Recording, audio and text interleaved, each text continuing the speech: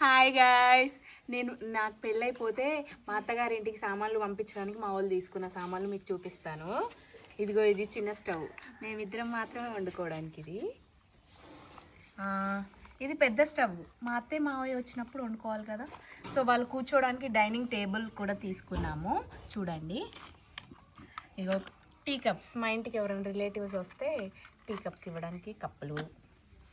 ఇది కూరగాయలు కట్ చేయడానికి అన్నమాట. సో ఈ స్పూన్స్,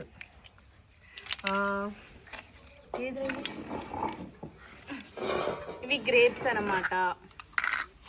ఇవి గ్రేప్స్, ఇది యాపిల్.